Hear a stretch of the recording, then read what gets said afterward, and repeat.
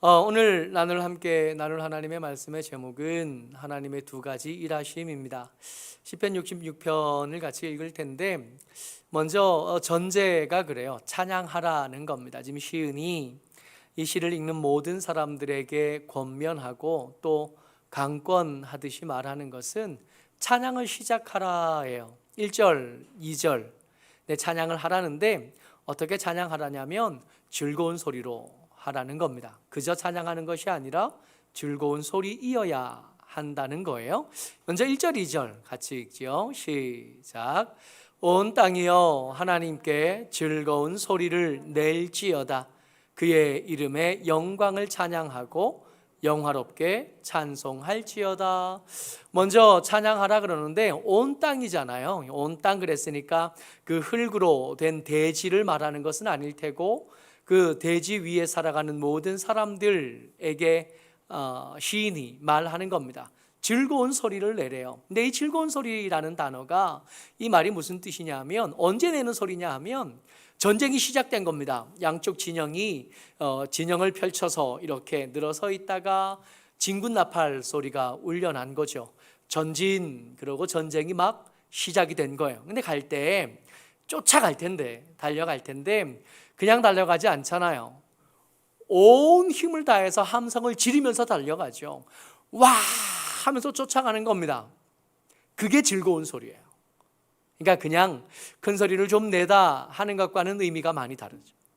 그냥 음정이나 박자를 맞추어 내는 소리하고는 달라요. 거기다가 너 왜 박자 못 맞췄어? 거기에 너 음정이 안 맞아? 이렇게 말할 사람 아무도 없어요. 큰 소리이기만 하면 됩니다. 달려가는 병사들의 입장에서 이 즐거운 소리는 그야말로 간절함이 가득 담겨 있는 소리가 될 수밖에 없습니다. 이겨야 되잖아요. 내가 살든지 저가 살든지, 내가 살면 적군이 죽을 거고 적군이 살면 내가 죽을 겁니다.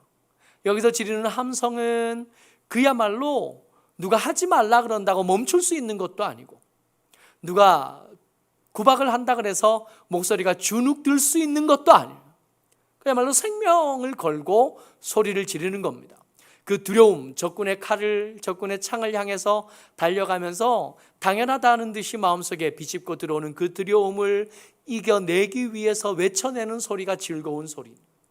박자는 안 맞겠지만 또 음정은 안 맞겠지만 그럼에도 불구하고 다른 어떤 소리들보다 더 간절한 소리가 되는 겁니다. 이 즐거운 소리를 내래요. 박자 맞지 않는 찬양, 음정이 맞지 않는 찬양은 괜찮지만 간절함이 담기지 않은 찬양은 문제가 좀 있거든. 어쩌면 우리의 찬양이 이 즐거운 소리가 된다면 우리의 찬양은 지금보다 훨씬 더 아름답고 훨씬 더 즐거워질 수 있을 겁니다. 시인이 먼저 찬양하래요. 어떻게 찬양하냐 하면 즐거운 소리를 내서 찬양하랍니다. 선택의 여지가 없습니다. 간절함이 통하지 않으면 죽을지도 모르고 이 간절함이 통하면 어쩌면 하나님께서 내 편이 되어주시고 하나님께서 내 방패가 되어주셔서 이 전쟁에서 살아남을 뿐만 아니라 큰 전공을 이루어서 전리품을 얻게 될지도 모릅니다. 이 찬양, 즐거운 소리로 찬양할지어다 그래요. 그리고 3절로 넘어가면 분위기가 확 바뀌어요. 찬양하는데 똑같이 찬양해야 되는데 이때는 3절에 표현되어진 찬양의 모습은 복종함이 드러나요. 3절 말씀 같이 읽어봅니다. 시작. 하나님께 아뢰기를 주의 일이 어찌 그리 어미하신지요. 주의 큰 권능으로 말미암아 주의 원수가 주께 복종할 것이며. 똑같이 찬양에 대한 권면이고 강권인데 이번에는 찬양의 이유가 뭐냐면 엄위하심입니다. 하나님의 엄위하심이요. 이 엄위하심은 어떤 거냐면 하나님의 권능을 본 거예요. 하나님의 그 위대한 능력을 본 겁니다. 그 앞에서 쫄은 거죠. 그 앞에서 주눅든 겁니다. 이게 하나님이 그 앞에 나타나셨는데 그 앞에 선 하는 사람이 어떻게 주눅들지 않고 어떻게 두려움이 없을 수 있겠나요?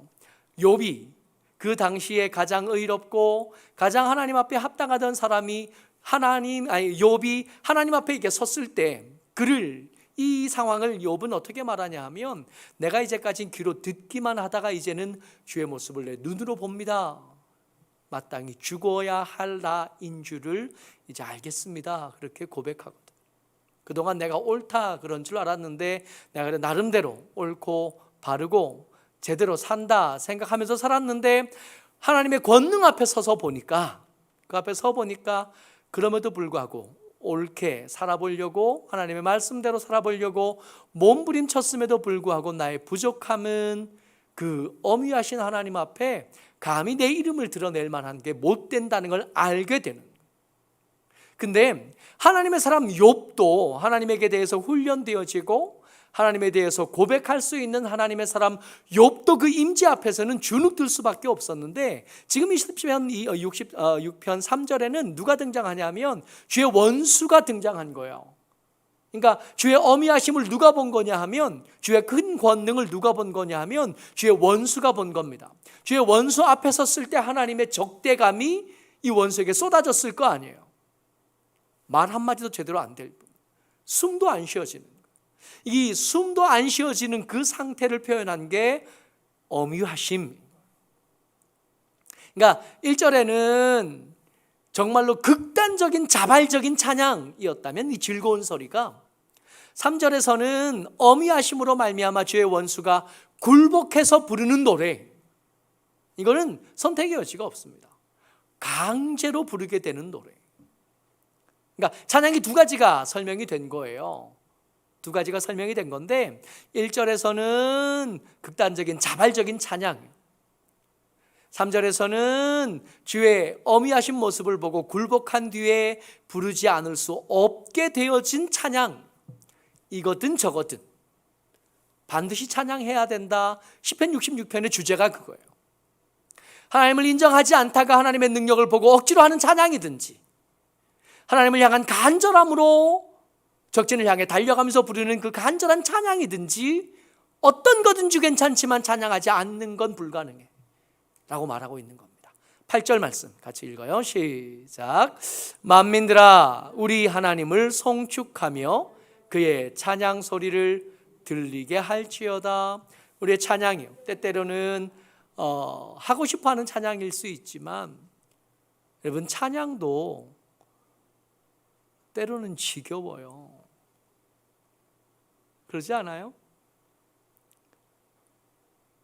어떨 때는 주의 말씀이 지루하고요, 어떨 때는 그렇게 가슴 터질 듯한 사랑을 고백하는 하나님인데 그 하나님이 귀찮아요. 그럴 때가 있는 거예요. 사랑도 지칠 때가 있고 사랑도 버거울 때가 있고, 그렇게 사랑하는 그 아들, 그 딸, 그 사람들이 귀찮고 지겨울 때가 있거든요. 그때 어떻게 할 거냐고요. 시편 66편이 이렇게 말합니다. 그때도 하는 게 찬양이야. 될 때만 하는 게 찬양이 아니라 주의 어미하심에 굴복하고 복종해서 하는 것도 찬양이에요. 하고 싶어 할 때 하고 싶어서 그 사랑이 문득 생각이 나고 하나님의 은혜가 문득 깨달아지고 하나님의 보듬어 주심이 문득 살결에 느껴지는 것 같아서 하는 것도 찬양이지만 도무지 찬양이 올라오지 않고 도무지 감동도 없고 도무지 내가 이걸 왜 해야 되는지도 모를 때 그때 억지로 하는 찬양도 찬양이라고 말하고 계죠. 왜 이렇게까지요? 왜 이렇게까지 찬양해야 되냐고요. 하고 싶을 때 하면 안 돼요? 하고 싶을 때 적당히 하다가 힘들 때는 좀 쉬기도 하고 그래도 되는 거 아니에요? 시편 66편 일단 아니래요.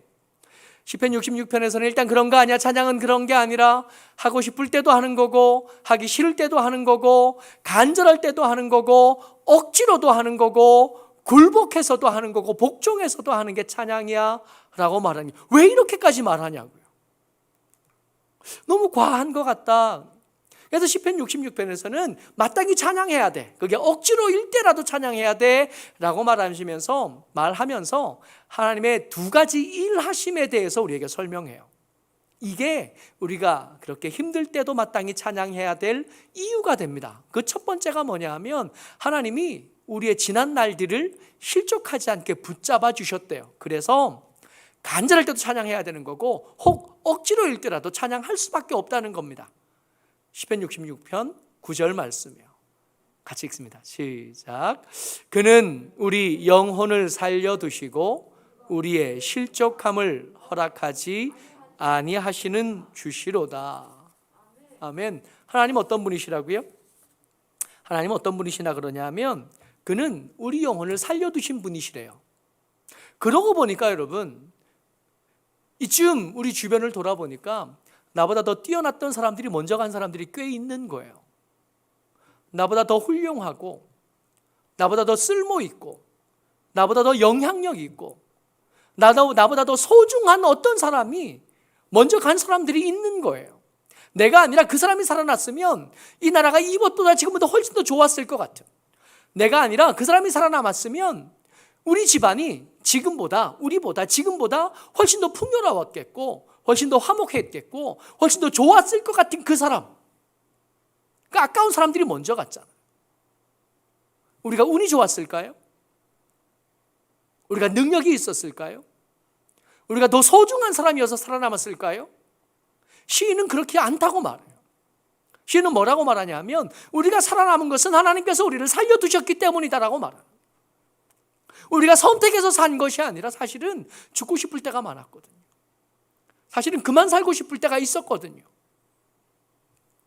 제주도 갔다가 어제 늦게 돌아왔는데 같이 간 사람들이 되게 유명한 분들이셨나 봐요. 그냥 잘 모르고 있다가 그냥 같이 가서 같이 가시나 보다 같이 갔는데 여러 분들을 만나고 왔어요. 너무 많은 분들을 만나서 잠잘 시간도 없어 피곤해서 어쩔 줄을 모르겠는데 그중에 한 분을 누구를 만났냐면 세월호의 생존자 한 분을 만났어요. 나중에 기사를 한번 검색해 보시면 파란 바지의 의인으로 불리던 사람이에요. 그러니까 아이들을 구하다가 다 묻고 하고 살아남은 사람입니다. 살아남았는데 살아남고 나서 트라우마에 시달리는 거예요. 생떼 같은 아이들 수백 명이 죽는 걸 본 겁니다. 그러니까 살아남아가지고는 그 트라우마 때문에 이게 평범한 삶이 안 되는 거예요.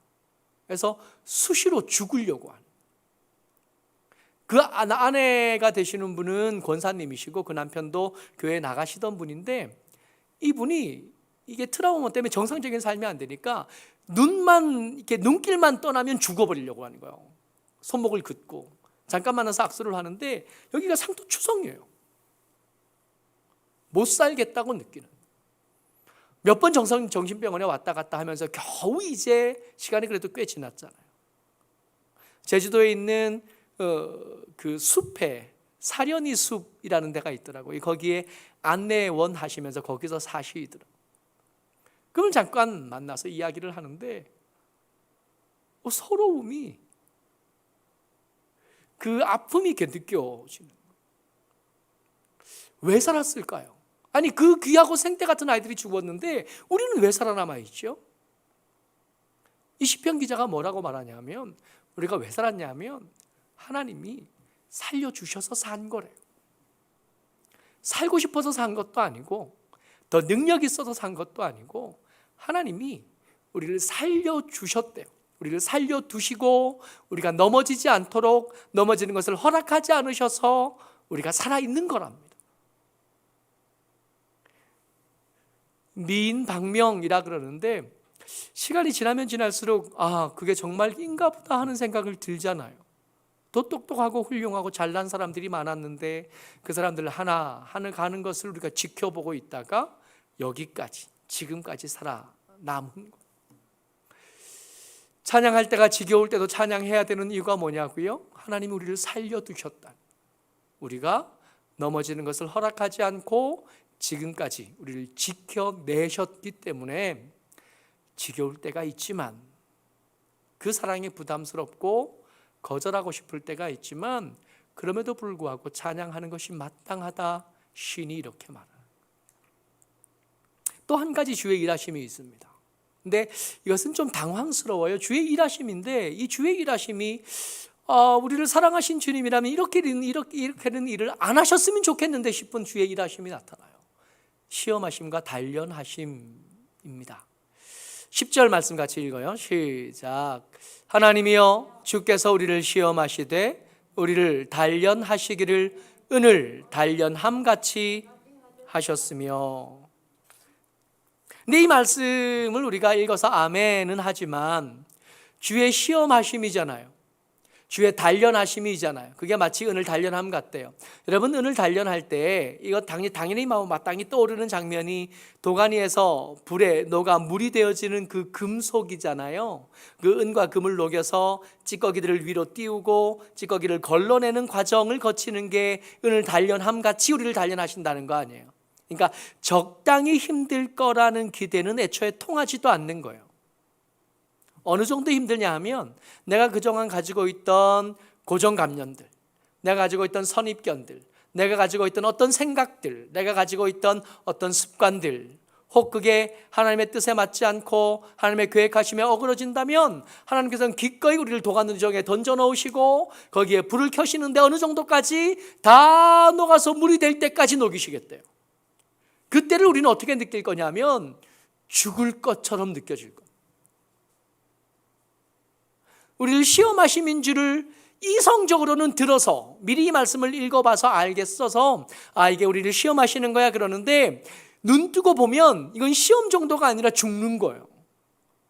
어설프게 대충 데워졌다가 빨갛게 되었다가 다시 쇠로 돌아가는 게 아니라 빨갛게 되었다가 기어코 물이 된 다음에 하나님께서 기뻐하지 않은 엉뚱한 것들을 다 걸러낸 거예요.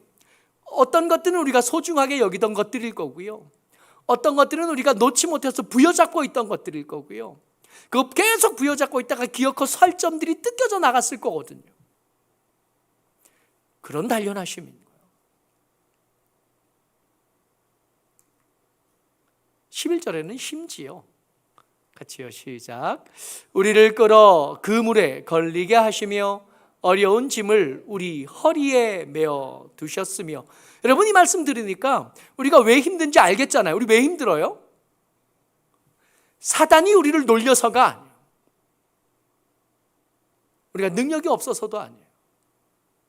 우리가 힘이 없어서도 아니에요. 우리가 왜 힘드냐 하면 하나님께서 어려운 짐을, 애초에 지기가 버겁고 무거운 짐을 우리 허리에 달아놓으셨대요. 누가? 하나님이 우리를 끌고 가셨대요. 어디로? 우리가 걸려서 고통스러워할 그물이 있는 것으로 우리를 끌고 가서 거기 던져놓으신 거예요.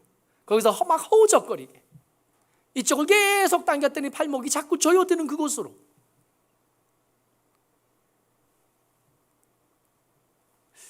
두 가지 일을 하셨다 그랬어요. 그죠? 두 가지 일을 말했는데 첫 번째가 뭐였냐면 우리가 그렇게 소망하는, 이제까지 우리를 지키셨던 하나님께서 오늘도 지키셨으면 좋겠잖아요. 집에 갈 때도 오늘 밤도 우리를 지키셨으면 좋겠고 내일도 우리를 실족하지 않게 붙잡아 주셨으면 좋겠고 우리를 계속 살려두셨으면 좋겠잖아요. 천국에 대한 소망은 있지만 그게 오늘이나 내일은 아니잖아요. 계속 우리를 살려두셨으면 좋겠잖아요. 우리가 사랑하는 사람들을 계속 살려두셨으면 좋겠잖아요. 간절히 소망하는, 실족하지 않게 하신, 우리를 살려두심이 우리에 계속 있었으면 좋겠다. 이거 누가 하시는 거냐 하면 하나님이 하시는. 두 번째 일이 뭐냐 하면 거절하고 싶은 건데 사실은 우리가 거절한다고 거절이 될 것 같지도 않아요. 시험하심과 단련하심이 하나님이 하신 거래요. 내 시험하고 단련하심이 하나님께서 하신 거라는데 이게 읽어놓고도 아멘이 잘 안 되니까 이것에 대해서 앞에 거는 우리가 소망하는 거라 길게 설명할 것도 없어요. 다들 아멘 할 거거든. 근데 두 번째 일하심에 대해서는 사실 아멘이 쉽게 되지 않을 거예요. 지금 내 허리가 아픈 것, 내가 힘든 것, 내가 고통스러운 것 다 하나님 때문이라 그럴 때 이거 아멘이 쉽게 안 나오니까 그럼에도 불구하고 하나님께서 이렇게 하실 수밖에 없는 이유를 시인이 설명해 줘요. 12절에 나와요. 12절 앞에 부분입니다. 같이요. 시작. 사람들이 우리 머리를 타고 가게 하셨나이다. 그러니까 어느 정도 힘든 거죠. 시험일 뿐만 아니라 단련함인데 우리 머리를 타고 가게 사람들이 우리 머리를 타고 나와요. 사람들이 갑자기 날개가 달렸을까요? 아니요. 사람들이 갑자기 날개가 달리고 사람들이 달리기를 더 잘하게 되고 장애물 달리기를 엄청 잘하게 된 게 아니라 우리가 낮아진 겁니다. 우리가 납작 엎드려서 땅처럼 되어진 거예요. 우리를 밟고 지나가는 거죠.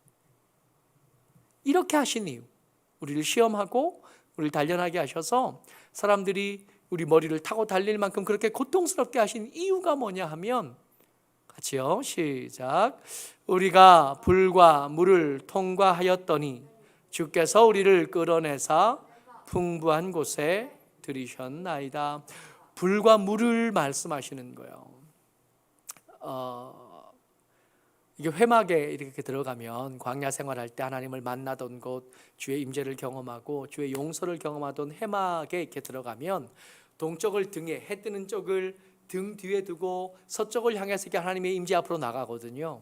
회막의 문을 열면 제일 처음 만나는 게 뭐냐 하면 번제단을 만납니다. 거기서 뭐 하냐면 끌고 온 제물에 예배하는 사람이 내 죄를 고백하면서 이 제물에게 내 죄를 뒤집어 씌워요. 사실은 이렇게 뻔뻔한 건데 이 죄의 동물은 죄가 없거든요. 이 죄에다가 내 죄를 전가시켜서 그것을 잡습니다.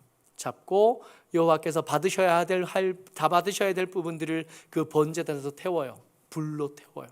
그 불로 태우면서 내 죄가 깨끗해지기를 기대하는, 내 죄가 죄의 용서함을 받기를 기대해요. 이 번제단을 지나면 이제 뭘 만나냐면 물두멍을 만납니다. 이 사람을 회개하도록, 하나님 앞에 속죄하도록 설득하고 데리고 온 사람이 제사장, 이 사람을 설득하고 이 사람이 예배드리는 걸 옆에서 돕는 중에, 은연 중에 정결한 제사장이지만 그럼에도 불구하고 더러워졌을 것이 염려돼 하나님 앞에, 하나님의 임재 가운데 더 가까이 들어가야 되는, 그냥 들어갈 수가 없는 거예요. 더러워졌을 가능성이 얼마든지 있으니까. 들어가기 전에 그 물두멍에 있는 물을 떠다가 또 씻습니다. 손을 씻고 발을 씻고 또 씻어요. 혹시라도 의도치 않은 묻은 것들이 하나님의 임재 앞에 나갈 때 내가 죽어야 될 이유가 될까 봐 또 씻어요. 그런 다음에 죄의 임재 앞에 더 가까이 나아가는 거예요. 이 불과 물은 죽이는 게 아니라 깨끗하게 하는 거예요. 이 불과 물은 없이 하는 게 아니라 어떻게든 살려보겠다고 하는 하나님의 은혜이고 하나님의 긍휼인 거죠. 거절하고 싶은 시험과 단련인데, 그럼에도 불구하고 이게 하나님이 하신 일로 우리가 아멘 하지 않으면 안 되는 게, 이게 아니면 깨끗해지지 않겠다. 우리를 살려두시긴 하셨지만, 우리가 실족하는 것을 허락하지 않으시고 살려두시긴 하셨지만, 그 풍진 세상에 이렇게 지나다 보니까 다들 허리 하나쯤은 뒤틀려 있고요, 다들 걸음걸이 하나쯤은 어그러져 있고요, 그 말은 불편해져 있고, 그 시선도 하나님의 말씀과 상관없게 되어지고, 그 생각하는 방법과 그 모든 것에 문제가 있는 거예요. 그래서 계속 그런 대로 살게 내버려 두실 수가 없으셨던 겁니다. 그래서 동아리 속에 던질 수밖에 없었고, 그 불을 통과하게 하실 수밖에 없었고, 그 물을 지나게 하실 수밖에 없어요. 그래야 깨끗하게 되겠습니까? 깨끗해져야 어디에 도착할 수 있어요? 풍부한 곳에 도착하게 하실 수 있겠습니까?